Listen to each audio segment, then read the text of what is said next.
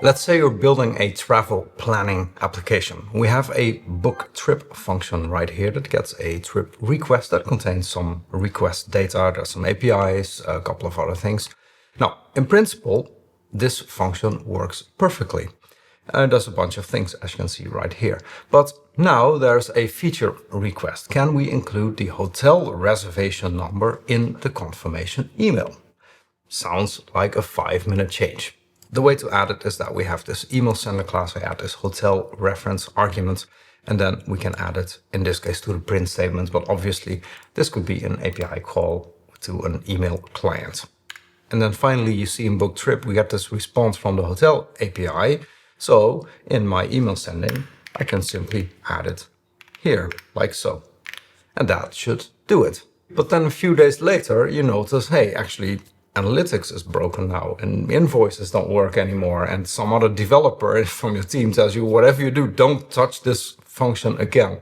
So how did adding just this one parameter make this function so fragile? What happened? Well, the parameter actually itself isn't a real problem. And by the end of the video, you know exactly what is and how to prevent it from happening in your own code.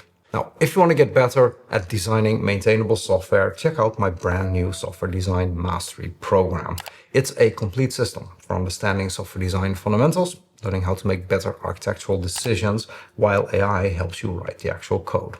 If you want to learn more, join the waiting list at ArjanCodes/mastery. The link is in the description.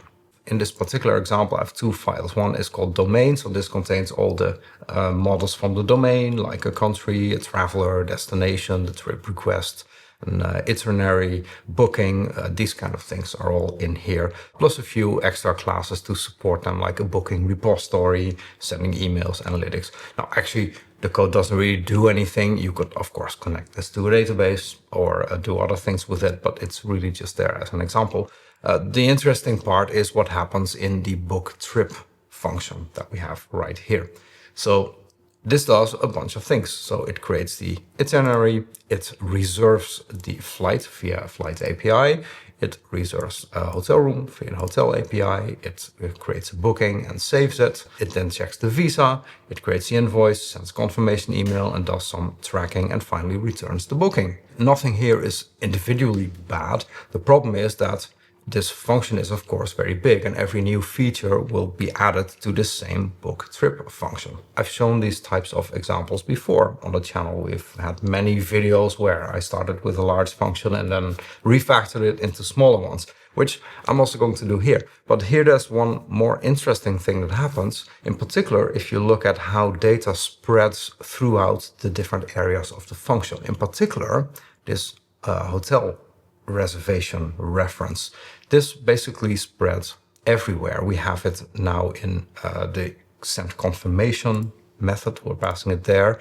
It's in analytics, where we now need to track it. It's also in the booking itself. When that kind of thing happens in your function, it means that all sorts of things can now break if that data changes. And that's also why changing the hotel reservation later can unexpectedly break emails and analytics, for example.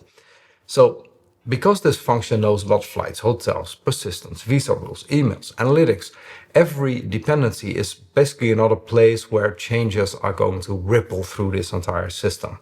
And that's what you call structural coupling. And there's another problem here as well, which is that if you take a look at the order of things, it also matters. We have to reserve the thing, then we save it, then we do the invoicing, then email, then analytics. And the order is important because you shouldn't send a confirmation email before the booking is actually confirmed. You shouldn't invoice somebody before the reservation is actually done. That's what we call temporal coupling. Now, of course, some ordering is unavoidable. You need these things, but some things might be separated from the ordered operations better. In particular, the problem here, combined with this temporal coupling, is that we have all this data that we're passing around through all these different areas of the system. And that makes this code very fragile. And in that sense, I feel a bit different than the types of functions I've refactored until now on the channel. This is really intended to show how you end up with data passing through all over the place and how that leads to a big mess. So Of course, how you solve it is basically by splitting it into clear phases instead of doing all of these things in a single book trip function. And that doesn't mean that we change what book trip does, it just means we split out things a bit more. For example, this bit we could put in a separate function.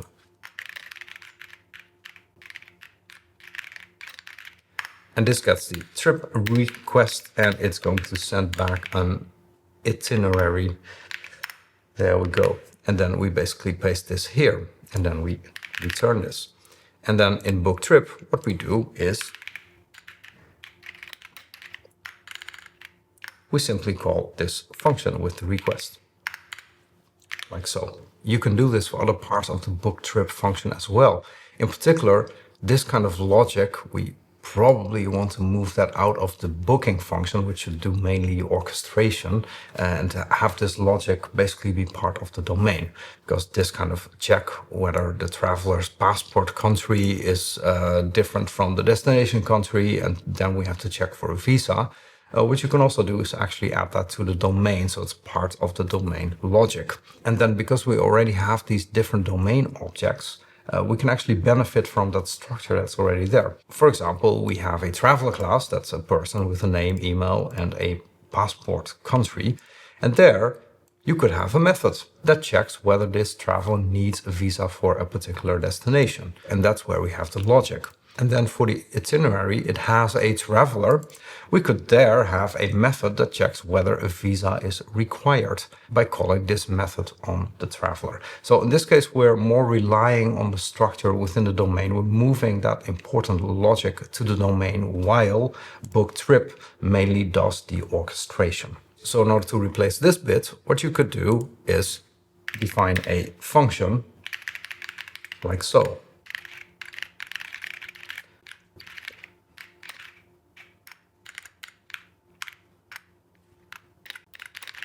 And there we then call the method from the domain.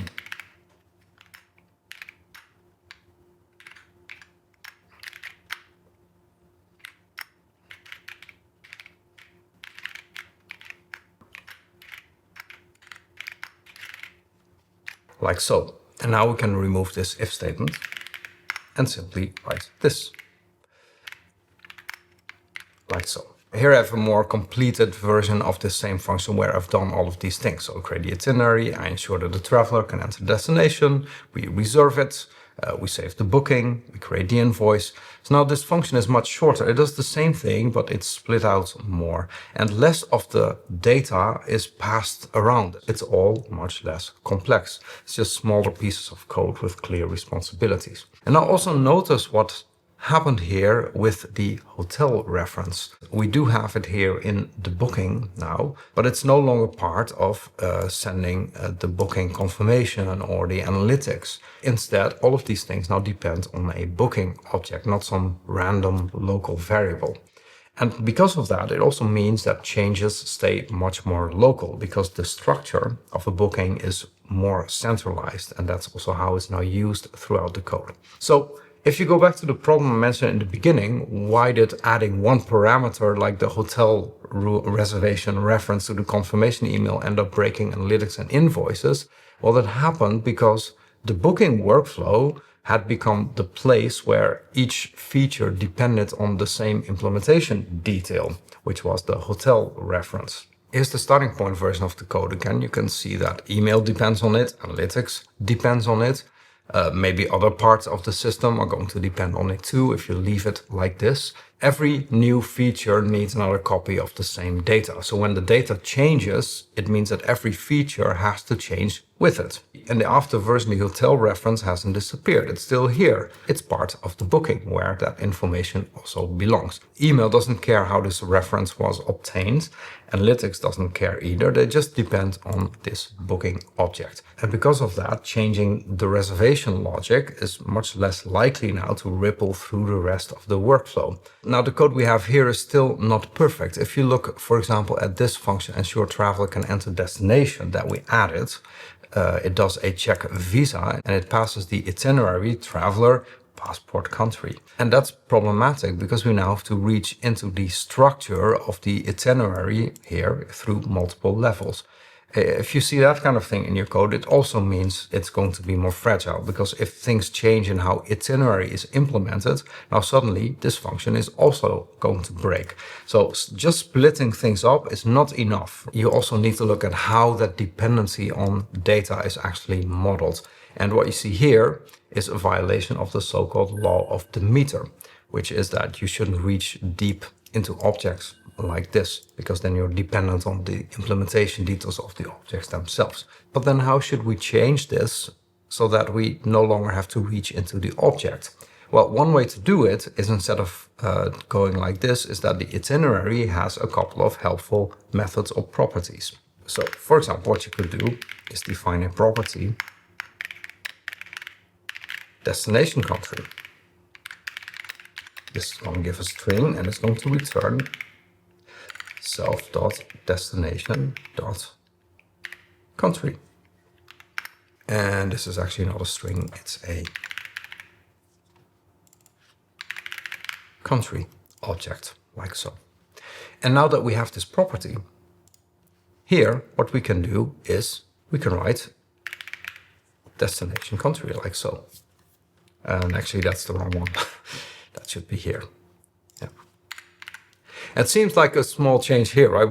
We change a dot to an underscore. But actually what happens now is that if for some reason in the future we change the structure of itinerary, maybe destination is called dest or whatever, right? If we do it like this, this is going to probably break all sorts of other things. But you can see that in this particular function where I use this property, I don't care about it, because I simply use the property to access it. Let me just put that back to the way it was. And of course, we can do the same thing for the passport country. So if I go here and I add another property,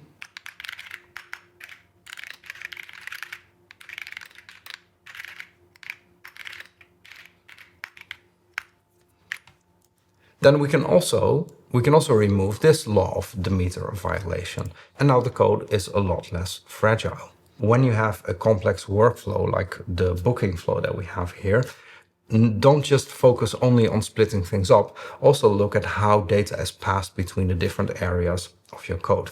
And if there are violations of the Law of Demeter, can you maybe move some of the logic to the domain, so that the workflow basically asks a question and the domain then answers it via a method call. And then when you do that properly, the workflow no longer depends on the internal structure of the domain model like we had here before. Yet another thing you can do to reduce fragility is to implement some abstractions. In the first version of the code, you see that we inject the flight API in the hotel API. Now, in itself, that is actually a nice way to set it up, right? If you depend on something like an API object, an API service, it's useful to inject that instead of, I don't know, creating it here or something.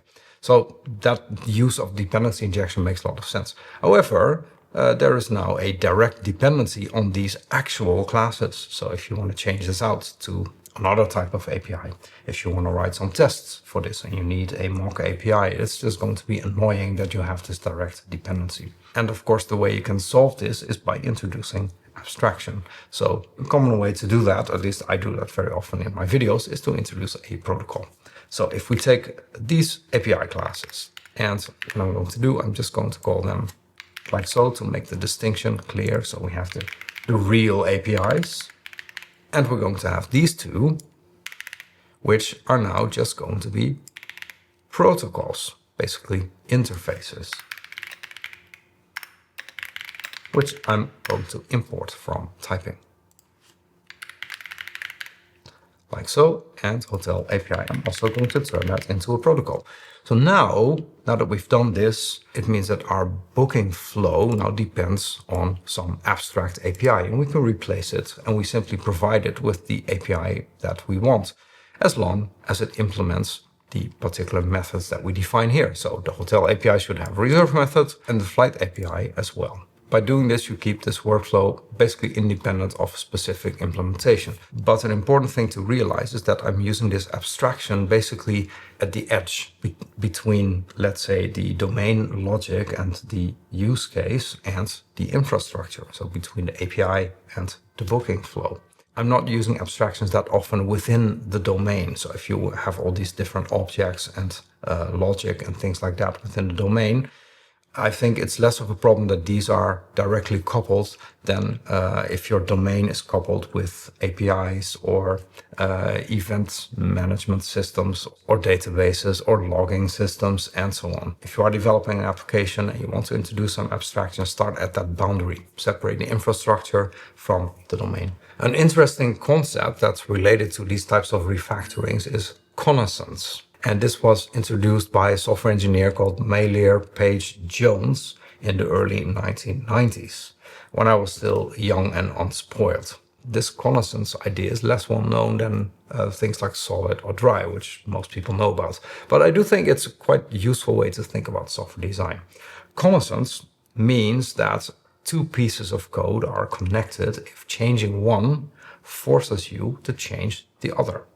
And that is exactly what we reduced in this particular refactoring. In the original version, changing the hotel reservation affected email analytics and any future features that needed the hotel reference. The implementation detail went through the entire workflow. In the refactored version, that was grouped in the booking object. And that means that the hotel reservation can still change, but the impact is much more likely to stay local. And this is a really important design question to ask when you're looking at your code. If I change this code, what other parts of the system do I need to change as well? And you can use this idea as a metric to control how changes propagate through your system. How resilient your code is, how local changes stay, is a really good metric of your software design. So a great software design will ensure that if you need to change something in one place, you will likely not have to change a lot in other places. And that overall makes your code just a lot easier to work on.